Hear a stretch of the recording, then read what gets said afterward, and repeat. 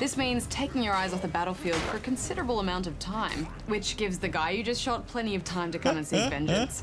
Oh, you're about to die. There he comes. No!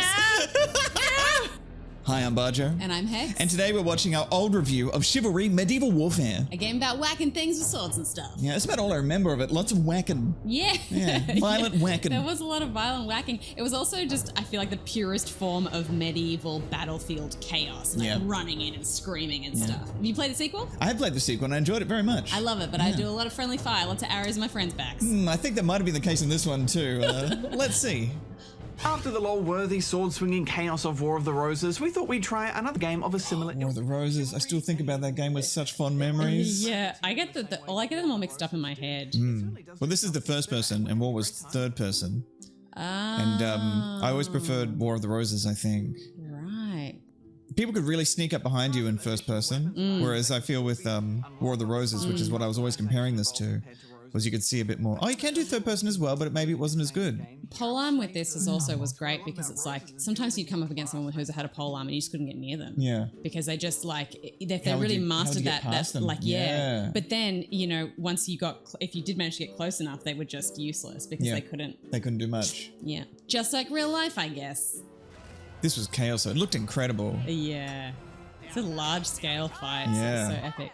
The screaming. There's a lot about this production that's very impressive from the moment you load up the game. Oh man. Look at those. The visuals still look great, don't they? It's just beautiful with gorgeous maps. I can never go up against people in hand-to-hand combat and last very long. I always play ranged. It's just like people get so good at predicting you know, the angle that you're coming with the attack, and I can never get a handle on that. I was admiring the scenery, damn it. You get distracted by the scenery as well. The lighting is beautiful.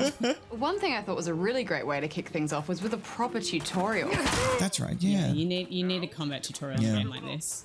It was quite funny too, I think, the tutorial for this. Yeah. I much preferred this control system to Rose's. I thought it was way cleaner than trying to move the mouse in the direction you want. That's right. Rose's you had to swing the mouse to attack, but this was just different. What year is this? Are we in 2014 or 13 now? I don't know.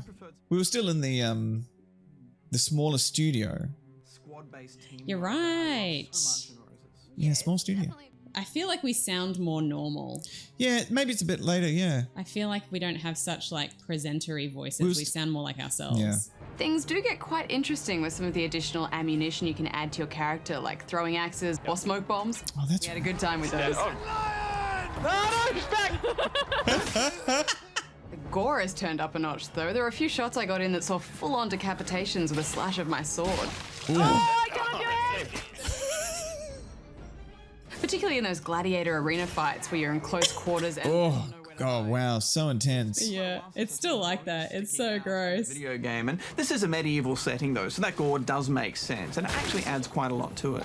In addition to deathmatch, team deathmatch, capture the flag, and so on, there's a bunch of other objective-based modes that involve things like... I can't remember if it was in this one, but in the sequel there's a thing too where it's like, at the end, if you're on the losing side, and all of the knights are dead, you then get teleported into the body of a villager for like a last stand. That's right, yeah. Trying to like You know, fend off everyone. What a cool idea. Yeah. You're not very strong. No. In War of the Roses, I was all about the archer class, but here, using arrows just didn't quite feel as authentic. Ah, interesting. See, I'm back on it now for the sequel. Arguably more realistic. Instead of a little mini game as you reload, you'll see a Crossbow's great, but it's... it's too... The reload is too... Taking your eyes off the battlefield for a considerable amount of time, which gives the guy who just shot plenty of time to come and seek vengeance. Oh, you're about to die. There he comes. Especially because as soon as you fire off an arrow and you miss, you give away your position, and then you see someone turn towards you and you're like, ah, jeez. They did a great job with the audio balancing for that, for you to be able to hear where it's going past your head. Yeah. Ulrich is a dude! Down the order! Oh, that's right. The emotes were great. Yeah.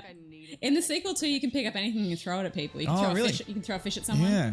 The pacing just didn't feel as worthwhile, and you don't get that same team satisfaction. Yeah, I enjoyed this, but I never wanted to go back to it and keep unlocking stuff. It didn't have the progression that I liked.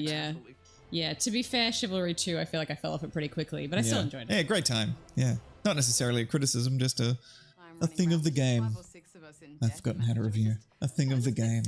Global chat's awful though. You want to turn that off? Oh yeah. Some games it's just like particularly toxic. Yeah. This one for some reason, like, do not turn global chat on. Ah!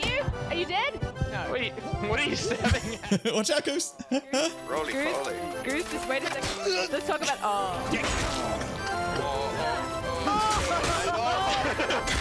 I cut off your arm though, so you'll never be taunting again.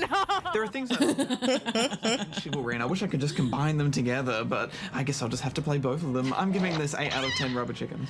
Yeah, you know, as a team, I think we really latched onto Roses because it brought us together in a way that Chivalry hasn't really.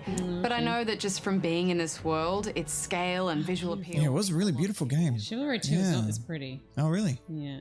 It's more realistic, I think, so it's more just like... This is a bit like comparing COD to Battlefield. They each have their strengths and weaknesses, and there will always be devotees. Like your point there, it is like COD and Battlefield a little bit. Yeah. Medieval warfare, so I'm giving it 7.5 out of 10. How funny. It's like, I feel like I have different attitudes towards games now, thinking back on them and having newer experiences to color how I felt about games from the past. Yeah, I can't remember anything beyond this year as far as like what I truly thought about a lot of games except for the big ones. There are games that people are like, remember this? I'm like, I've never played that. They're like, you reviewed it. And you gave it 10 out of 10, did I? I must have liked it then.